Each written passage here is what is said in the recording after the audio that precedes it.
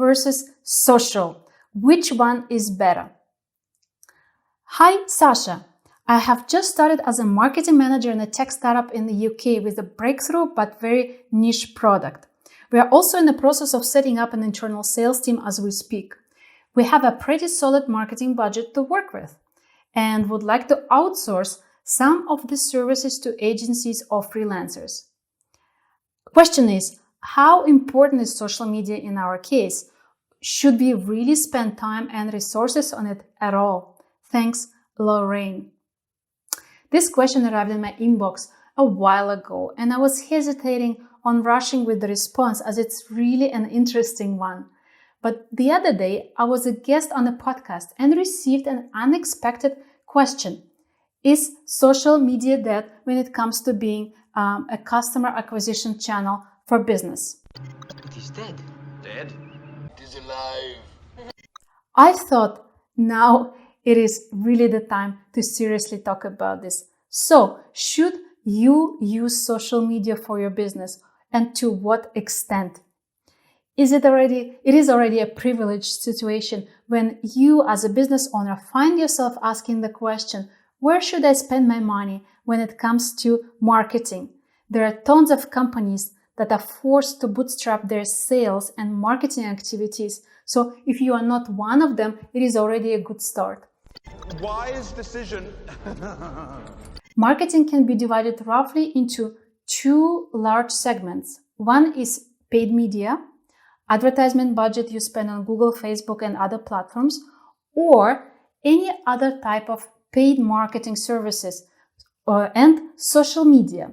The latter is assumed to be technically free. Create a piece of media, be it a short post or an image or article at some cost to you, your time or freelancer's time, and you place it on various social media platforms absolutely free of charge. With paid media, you're more or less in control who is about to see your ad. And as a standing alone effort, it can become quite expensive if you are to compete with others in your field for that same audience. That's my chair. Weird. This is my thing. No, this is mine. When it comes to social media, you'll never fully really know who ends up seeing your posts and can't easily influence how many people will see it. Think of it as a following metaphor. Imagine a busy shopping street in a large city. There are multiple fancy shops on the ground floor of the buildings, and you can walk along, window shop, and maybe go in from time to time to see if there is something interesting for you to purchase. You might rarely look up when walking along these streets, but on the first floor, there are also shops that may never get the same foot traffic as the ones on the ground floor. This is why the rent on the ground floor is significantly higher and only bigger brands can afford it. Why did you buy this place? And because I can do stuff like that. So, it's the same in paid advertisement. Bigger companies can spend more money on advertising, experimenting with channels, creatives, and hire lots of people to maintain the shop. Those who have a limited budget and can't really afford a marketing agency to do the job are stuck somewhere at the tree level on the first floor, sometimes even on the second or third floor, hoping that some potential customers happen to notice their existence one happy day. Now it becomes interesting. If you use social media where your place is on that street. What do you decide? What do you choose? You know what? In battle, choose your weapon wisely.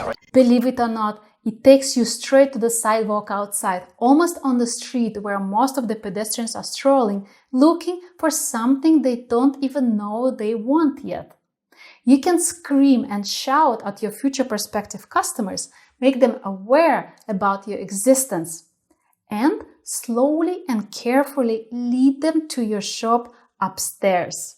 So you can optimize your paid advertising cost by using social media to drive lots of foot traffic organically from the streets upstairs to the door of your website and prepare them for the purchase. We'll clean the house and surprise them. You will be happy to stay. This is how important social media is, particularly if you don't have a big budget to spend on marketing or sales. Here's the most important piece of information. If your company is not online, it does not exist. To drive this point home, COVID is not something temporary. It is going to stay with us. It will forever change our lives along with the way we conduct business.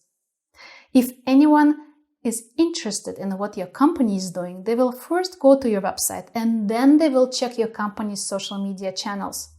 How many followers and how interesting the content you have on a specific channel might influence the decision of a prospective client and whether or not they should purchase your product or service. Every piece of content you upload onto social media and every follower you have, look at them as assets you are placing in your company's bank account. When you invest in your assets with care and attention, you are more likely to succeed. Topping social media assets consistently makes a strong, healthy account, which in turn builds a strong and healthy business.